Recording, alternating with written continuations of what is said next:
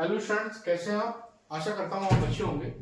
आज स्टूडेंट्स हम शुरू कर रहे हैं क्लास 6 की प्रश्नावली 2.1।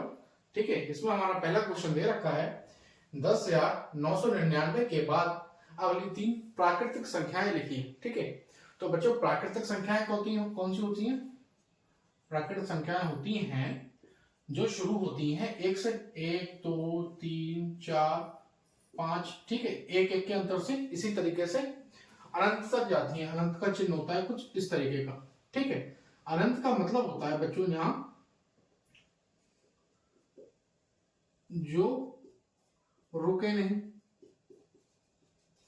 ठीक है, जो रुकती नहीं है, ये चलती ही जाती है अनंत तक। जहां तक गिनतियां होती जाएंगी उससे आगे बढ़ती जाएंगी, उससे आगे बढ़ती जाएंगी। अब ये प्राकृतिक संख्या का जिक्र हो रहा है तो ध्यान से देखिए, इसमें दिया है 10,999 के बाद की तीन प्राकृतिक संख्याएं लिखिए। बच्चों अगर हमारा प्रश्न दिया होता कि 3 के बाद की प्राकृतिक संख्याएं लिखिए। ठीक है बच्चों, पहले मैं आपको आसान तरीके से समझा रहा हूं। 3 के बाद की, तो बच्चों 3 के बाद प्राकृतिक संख्याएं कौन सी आती हैं? 4 5 और अगली क्या होती है? 6।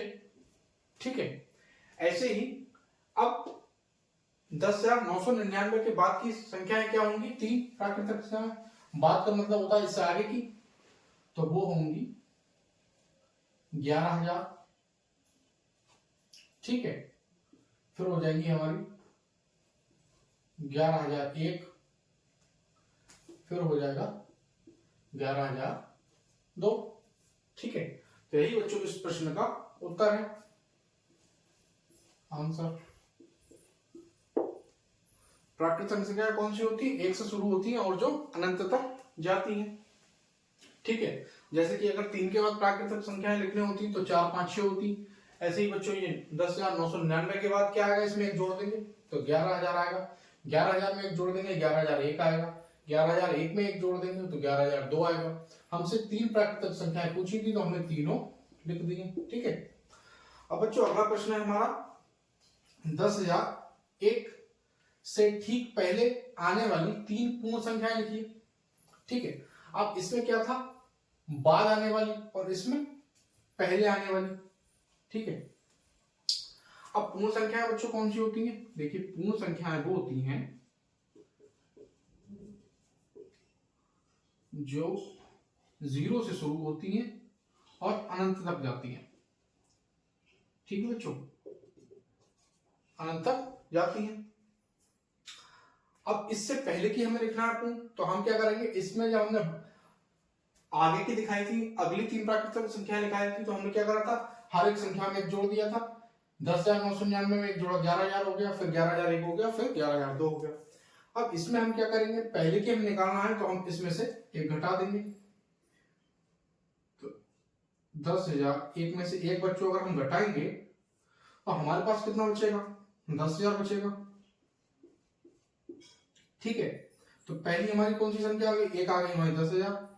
दूसरी 10,000 में से बच्चों एक और हम घटाएंगे तो हमारे पास क्या बचेगा? 9,999।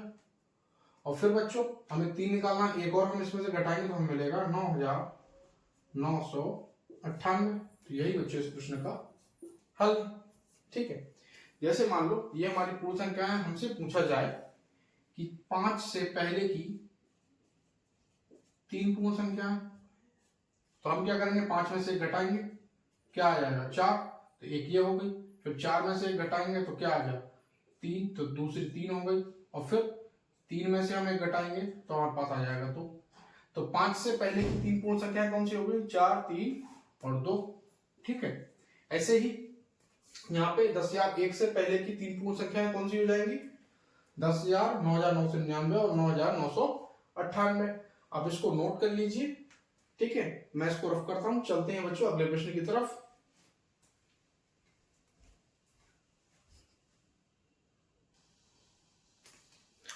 ये बच्चों हमारा तीसरा प्रश्न दिया गया है कि सबसे छोटी पूर्ण संख्या कौन सी है। तो बच्चों पूर्ण संख्याएं कौन सी होती हैं? देखिए पूर्ण संख्याएं होती हैं हमारी 0 से शुरू, 0 और 1 2 3 4 और ये बच्चों अनंत तक जाती हैं।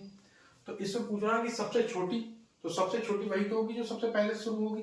तो सबसे छोटी इसमें बच्चों कौन सी है? शून्य। तो हम यहां लिख देंगे सबसे छोटी पूर्ण संख्या 0 होती है। ठीक है बच्चों, तो यही इसका आंसर हो गया। अब बच्चों ये चौथा प्रश्न हमारा दिया गया है, इसमें दिया गया है 32 और 53 के बीच में कितनी पूर्ण संख्याएं हैं। ठीक है, तो देख लीजिए 32 के बाद क्या आएगा?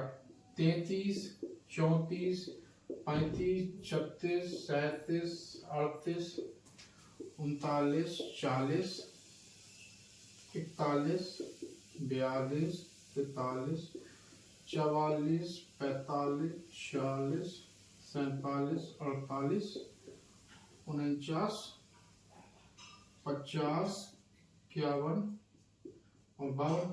ठीक है, अब 32 के बाद हम शुरू कर रहे हैं, बीच में लिखना है ना, तो यानी 32 को हम छोड़ देंगे, 33 से शुरू करा है हमने, और 53 के बीच में, तो 53 को छोड़ देंगे, 52 तक हमने लिखा। अब गिन लीजिए कितनी ये पूर्ण संख्याएं हैं। 1 2 3 4 5 6 7 8 9 10 11 12 13 14 15 16 17 18 19 20।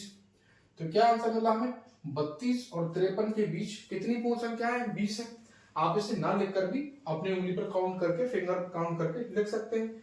मैंने आपको समझाने के लिए इसको लिख दिया है, तो हम यहां लिख देंगे 32 और 53 के बीच 20 पूर्ण संख्याएं हैं। ठीक है बच्चों, आशा करता हूं आपको चौथा प्रश्न भी अच्छे से समझ आया होगा, तीसरा प्रश्न भी समझ आया होगा। आप इसे नोट कर लीजिए, स्क्रीनशॉट ले लीजिए। चलते हैं बच्चों अगले प्रश्न की तरफ। इसको मैं कर देता हूं रफ। ये बच्चों हमारा प्रश्न दिया गया है कि निम्न के परवर्ती लिखिए, और छठा प्रश्न दे रखा है निम्न के पूर्ववर्ती लिखिए। तो पहले हम आपको बता देते हैं कि परवर्ती क्या होता है और पूर्ववर्ती क्या होता है। देखिए, परवर्ती मतलब जो बाद का नंबर होता है, बाद में आता है। ठीक है, और पूर्ववर्ती मतलब पूर्व मतलब है पहले में, जो पहले आता है। ठीक है, और परवर्ती बाद में आता है।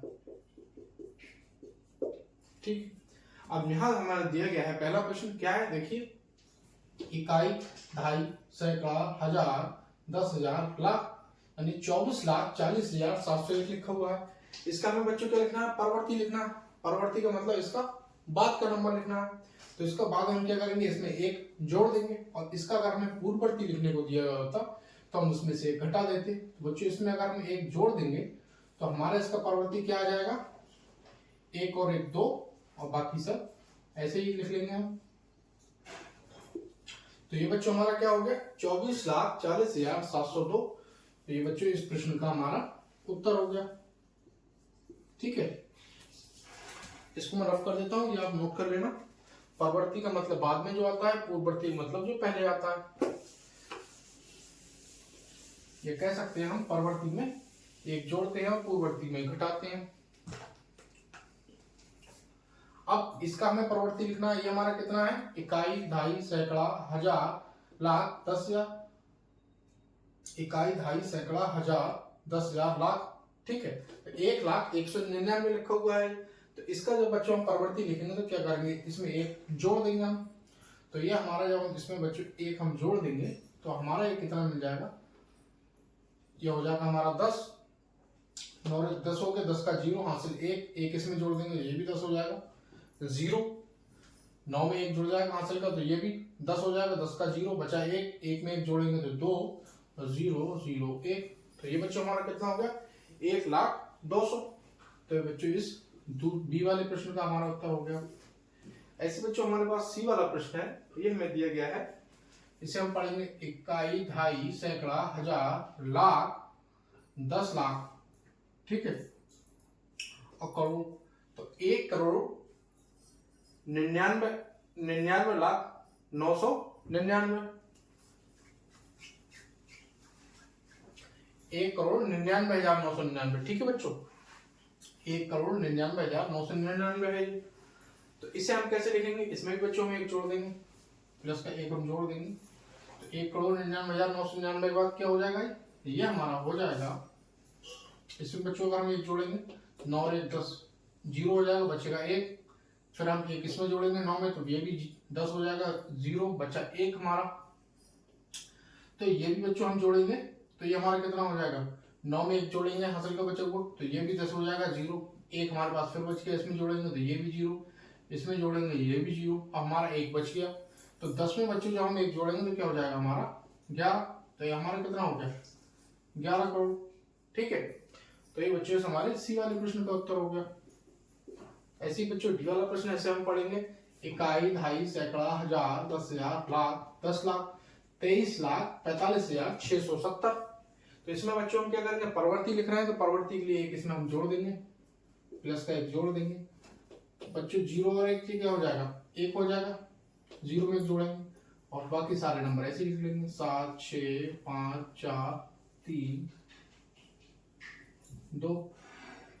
ठीक है, तो ये बच्चों हमारा कितना हो गया, 23,45,671। तो ये बच्चों डी वाले का हमारा उत्तर हो गया। अब हमारा जो छठा प्रश्न है, इसमें हमें पूर्ववर्ती लिखना है। पूर्ववर्ती में हम क्या करते हैं, परवर्ती में जोड़ते हैं, पूर्ववर्ती में घटाते हैं। तो ये 94 में से बच्चों क्या करेंगे, घटा देंगे, तो हमारे पास कितना मिल जाएगा, 93। यही इसका बच्चों उत्तर हो जाएगा। ऐसी बच्चों ये लिखा हुआ है 10,000, तो 10,000 में से हम एक घटाएंगे तो हमारे पास क्या बचेगा, 9,999। तो बच्चों हमारा उत्तर हो गया इसका। ऐसे ये नंबर हमारे पास लिखा हुआ है, इसमें से बच्चों हम क्या करेंगे, एक घटाएंगे बच्चों में, इसमें से तो क्या होगा, जब 90 में से एक हम घटाएंगे तो हमारे पास क्या बचेगा, 89। और ये 0 8 0 तो ऐसे ही लिखेंगे। तो ये बच्चों सी वाले प्रश्न का उत्तर हो गया। ठीक है, ऐसे बच्चों इसमें से हम एक घटा देंगे, पूर्ववर्ती लिख रहे हैं तो एक में से घटाएंगे 0 और 2 3 4 5 6 7। तो ये बच्चों हमारा डी वाले प्रश्न का उत्तर हो गया। आशा करता हूं बच्चों आपको परवर्ती और पूर्ववर्ती लिखना आसानी से सीखने आया होगा। अगर आपको वीडियो अच्छा लगा हो तो चैनल को सब्सक्राइब कीजिए, अपने मित्रों के साथ शेयर कीजिए और ज्यादा से ज्यादा इसको शेयर कीजिए और कमेंट बॉक्स में बताइए कि आपको मैथ के किस किस टॉपिक पर किस किस क्लास के वीडियो चाहिए। ठीक है, इसको बच्चों मैं रफ करता हूं, आप इसको नोट कर लीजिए, स्क्रीनशॉट ले लीजिएगा। चलते हैं बच्चों अगले प्रश्न की तरफ।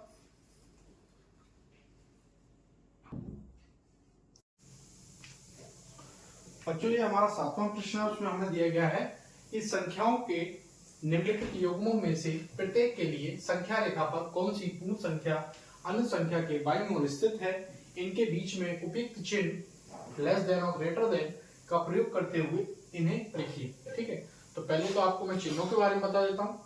तो ये चिन्ह बच्चों होता है बड़े के लिए उपयोग में आता है, इसे बोलते हैं छोटा। ठीक है, ये ग्रेटर देन है,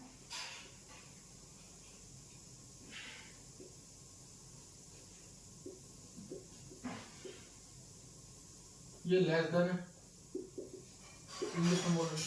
ठीक है बच्चों, अब हमारे पास है 530 और 503।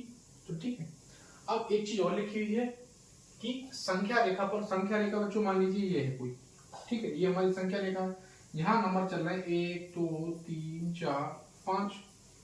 अब हमें बताना क्या है, मान लो ये हमारा कोई संख्या रेखा है, संख्या रेखा पर ये संख्याएं चल रही हैं, लिख दी मैंने। अब पूछा है कि बाईं ओर स्थित संख्या के बारे में बताना है।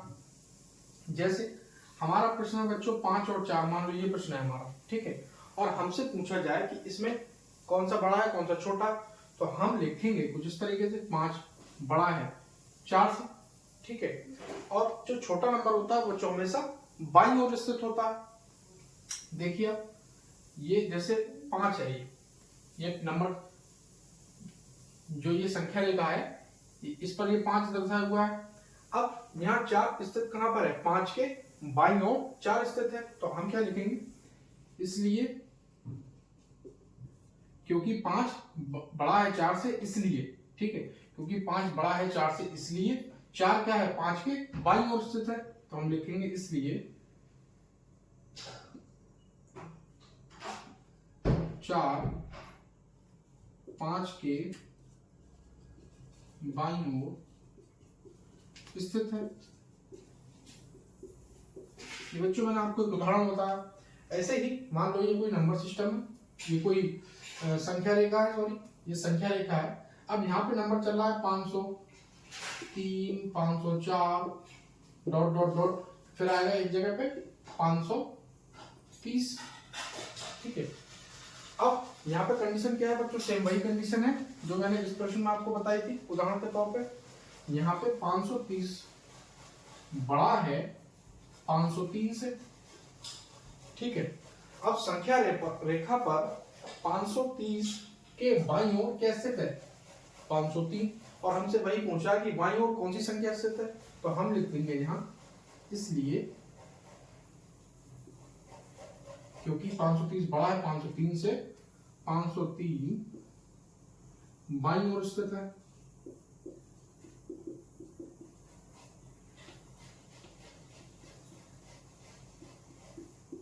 ठीक है बच्चों, ये इस प्रश्न का हमारा हल हो गया। इसको मैं रफ कर देता हूं।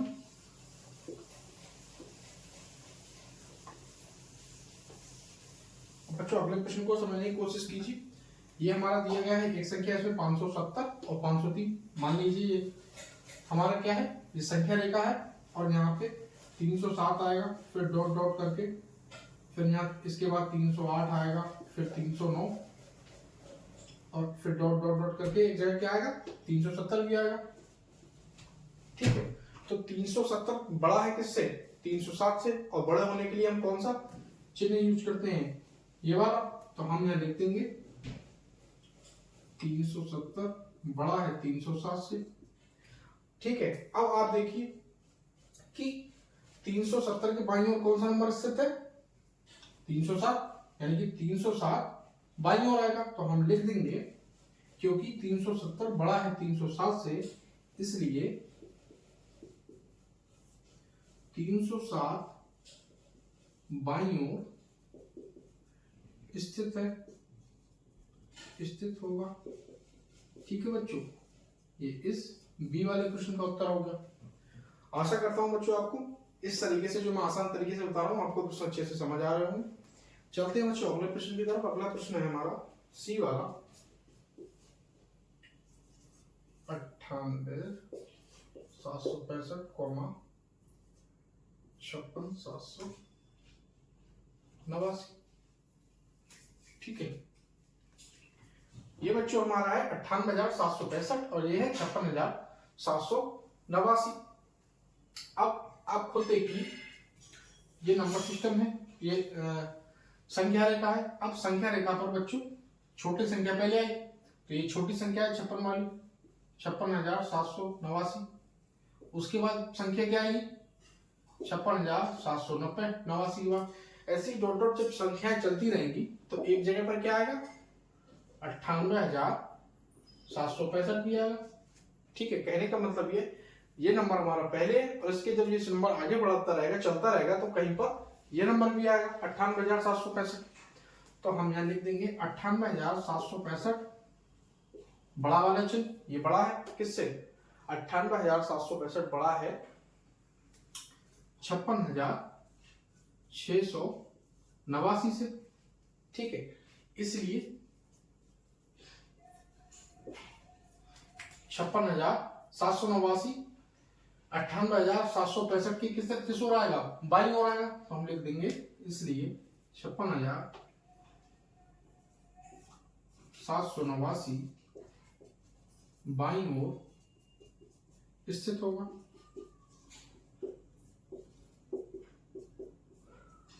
प्रश्न में हमसे यही चीजें पूछ रहे थे नंबर सिस्टम पे, तो संख्या रेखा पर, तो संख्या रेखा पर हम इसको दर्शा के भी दिखा रहे हैं। दूसरी कंडीशन उपयुक्त चिन्ह, तो जो चिन्ह जहां उपयोग में लाया जाता है वहां बच्चों ने चिन्ह भी लगा दिया, ठीक है। तीसरा इस प्रश्न में कह रहे हैं कि बाईं ओर संख्या कौन सी आएगी, कौन सी संख्या स्थित होगी, तो जो संख्या छोटी होगी वो क्या होगी बाईं ओर स्थित होगी। तो ये संख्या छोटी है, ये बाईं ओर स्थित होगी, हमने लिख दी। क्यों स्थित होगी? क्योंकि ये इस दूसरी वाली संख्या से छोटी है। और संख्या रेखा पर ये संख्या, छोटी वाली संख्या पहले आएगी और बड़ी वाली संख्या बाद में आएगी। इसमें बच्चों आखिरी प्रश्न रह गया है, आप इसे नोट कर लीजिए। इसी प्रश्न को रफ करके मैं डी वाला प्रश्न करता हूं, स्क्रीनशॉट ले लीजिएगा। अगला बच्चों जो हमारा प्रश्न है वो है डी वाला प्रश्न, 98 30 415 30 1। ठीक है। अब ये बच्चों जो हमारी संख्या लिखी हुई है, इसमें क्या है, हर संख्या में आप देखिए बड़ी वाली संख्या पहले लिखी हुई थी, लेकिन इस वाली संख्या में छोटी संख्या पहले लिखी है और बड़ी संख्या बाद में लिखी है। तो हम क्या करेंगे, इन दोनों का अंतर किस तरीके से आएगा, इसको हम इसमें चिन्ह उपयोग में आएगा 98,30,415 छोटी है, किससे छोटी है, 1,23,001 से। ठीक है, यानी कि 98,30,415 छोटी संख्या है, जो छोटा वाला चिन्ह हमने लगा दिया, किससे, 1,23,001 से। अब नंबर सिस्टम पे आप देखिए बच्चों, जो संख्या रेखा है उसमें क्या होगा, संख्या रेखा पर पहले कहीं 98,30,415 आएगा, उसके बाद कहीं जाकर जब नंबर चलते रहेंगे तब जाके 1,23,001 आएगा। ठीक है, मतलब ये है कि 1,23,001 के बाईं ओर कौन सा नंबर स्थित होगा, 98,30,415। तो हम लिख देंगे, इसलिए 98,30,415 बाईं ओर स्थित होगा। ये इसका उत्तर हो गया। तो ये बच्चों था प्रश्न नंबर हमारा 7। इसमें 4 प्रश्न दिए गए थे, चारों को हमने हल किया। आशा करता हूँ आपको बहुत आसानी से प्रश्न समझ में आए होंगे। इसको आप नोट कर लीजिएगा, इसको मैं रफ करता हूँ। चलते हैं बच्चों अगले प्रश्न की तरफ।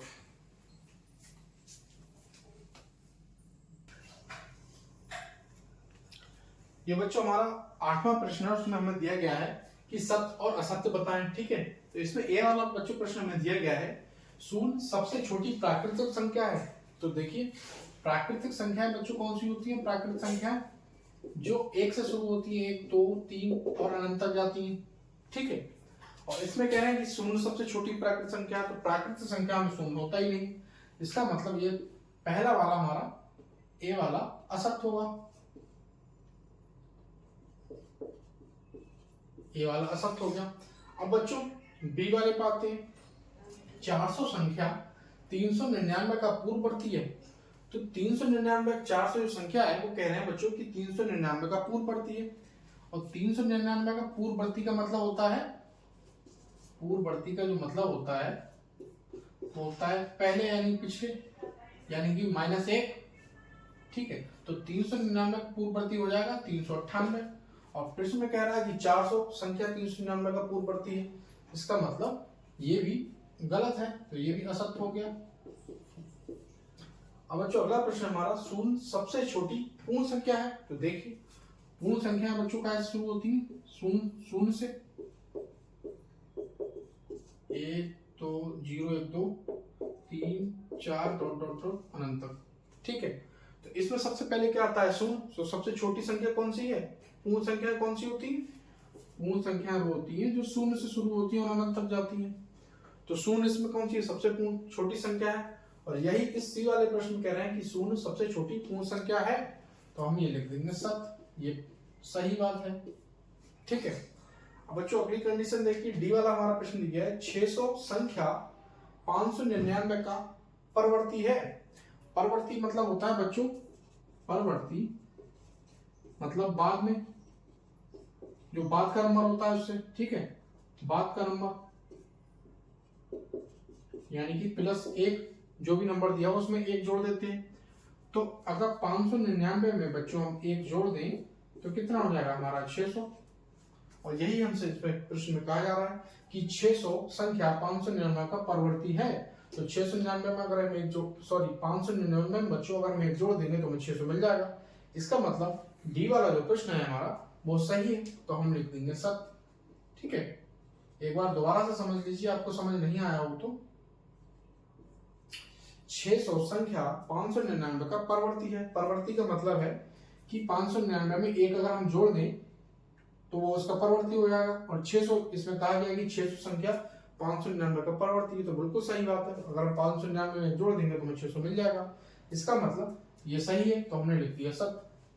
ई वाला बच्चों में प्रश्न दिया गया है सभी प्राकृतिक संख्याएं पूर्ण संख्याएं होती हैं। तो इसको मैं रफ करता हूं थोड़ा।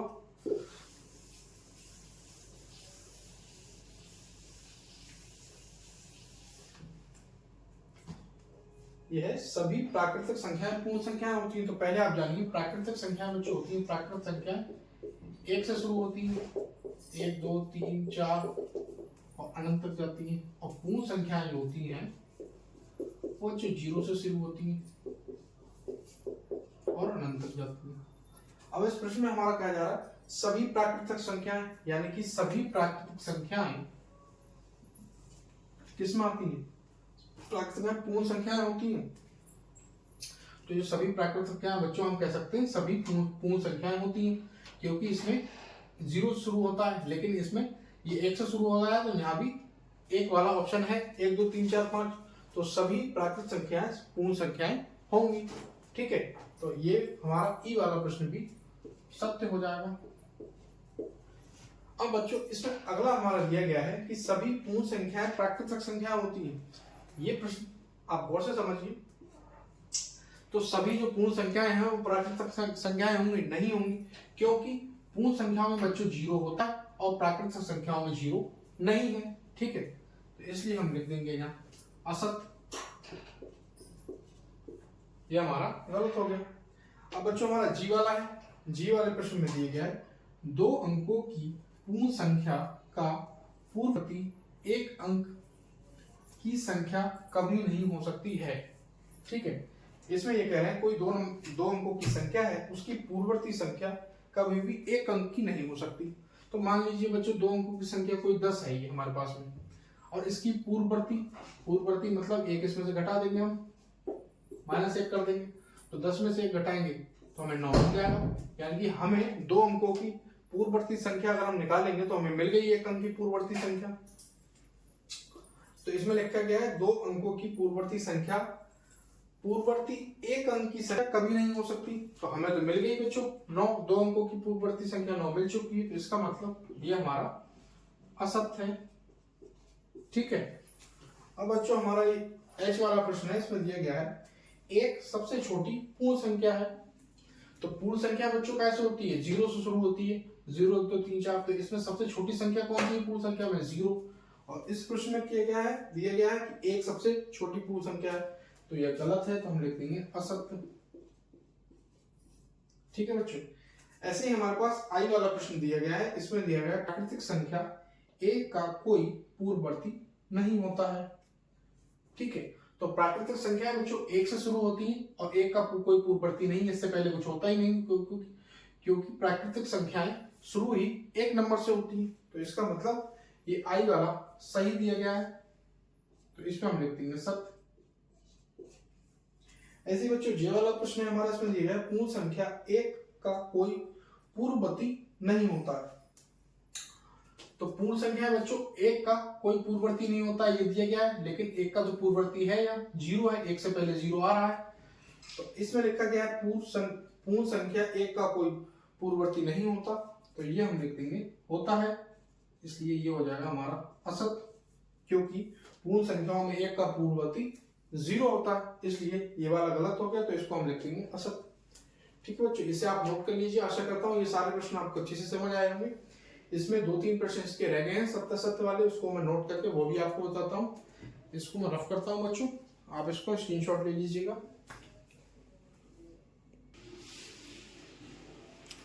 ये बच्चों हमारे जो प्रश्न बच्चे थे वो है, तो के वाला बच्चों प्रश्न हमारा है पूर्ण संख्या 13 संख्या 11 और 12 के बीच में स्थित है। तो आप देखिए 13 काय के बीच में स्थित होती है बच्चों? 13 आएगी, देखो 12 और 13 और उसके बाद आता है फिर 14। तो 13 काय के बीच स्थित होगा बच्चों? 12 और 14 के बीच। लेकिन इसमें दिया गया है कि 11 और 12 के बीच 13 स्थित है, तो इसका मतलब ये गलत है। तो यहां लिख देंगे हम असत्य। ठीक है, अगला बच्चों हमारा प्रश्न है आई वाला, पूर्ण संख्या 0 का कोई पूर्ववर्ती नहीं होता। तो देखिए पूर्ण संख्या कौन सी होती है बच्चों? जो 0 से शुरू होती है, 0 1 2 3 4 अनंत तक जाती है। अब हमसे पूछा जाता है कि पूर्ण संख्या 1 का कोई परवर्ती होता है, तो बच्चों हम पूर्ववर्ती होता है। अगर हमसे बच्चों प्रश्न पूछा जाता कि पूर्ण संख्याओं में 1 का कोई पूर्ववर्ती होता है, तो हम लिख देते 0 है, या 2 का कोई पूर्ववर्ती होता है तो हम 1 लिख देते। लेकिन बच्चों हमसे पूछा गया है कि पूर्ण संख्या 0 का कोई पूर्ववर्ती नहीं होता है। तो अब 0 से बच्चों पहले कोई होता ही नहीं, तो इसका मतलब 0 का कोई पूर्ण संख्या 0 का कोई पूर्ववर्ती नहीं होता है। यही हमसे इस प्रश्न में दिया गया है कि पूर्ण संख्या 0 का कोई पूर्ववर्ती नहीं होता। तो ये बिल्कुल सही बात है, तो हम लिख देंगे सत्य। ठीक है, अब बच्चों आखिरी प्रश्न बचा है एम वाला। इसमें दिया गया है 2 अंकों की संख्या का परवर्ती सदैव 2 अंकों की संख्या ही होती है। ठीक है, मान लो बच्चों 10 है। अब इसमें कह रहे हैं परवर्ती मतलब इसके बाद की संख्या, यानी कि इसमें अगर हम एक जोड़ दें तो हमें 2 ही अंकों की संख्या मिलेगी। ये हमसे प्रश्न कह रहा है, तो हमें 11 मिल जाएगा। तो आप सोचेंगे बिल्कुल सही बात, लेकिन ऐसा नहीं है। देखिए मैं आपको दूसरा उदाहरण देता हूं। मान लो 2 अंकों की संख्या बच्चों को 99 है और इसका परवर्ती यानी कि इसमें एक हम जोड़ देंगे तो हमारा ये मिल जाएगा 100। और 100 हमारे कितने अंकों की संख्या होगी बच्चों? 3 अंकों की। 3 अंकों की। अब इस प्रश्न में कह रहे हैं हमसे कि 2 अंकों की संख्या का परवर्ती सदैव 2 ही अंकों की संख्या होती है। तो ऐसा नहीं है। 2 अंकों की संख्या जैसे 99 मैंने आपको उदाहरण दिया, इसका परवर्ती 3 अंकों की संख्या हमें मिल गया। तो इसका मतलब ये जो लिखा हुआ है ये गलत है, हम लिख देंगे असत्य। ठीक है, तो ये बच्चों इन सारे प्रश्नों के हल थे। आशा करता हूं बच्चों ये इस प्रश्नावली का आखिरी प्रश्न था। आशा करता हूं बच्चों सारे प्रश्न आपको अच्छे से समझ आए होंगे। अगर आपको वीडियो अच्छा लगा हो तो कमेंट बॉक्स में जरूर बताइएगा, और आपको किस किस प्रश्नावली पर वीडियो चाहिए, किस किस क्लास के वीडियो चाहिए वो मुझे बताइएगा। और ज्यादा से ज्यादा शेयर कीजिए, लाइक कीजिए। चैनल पर नए हैं तो बच्चों जल्दी से सब्सक्राइब कीजिए। थैंक्स।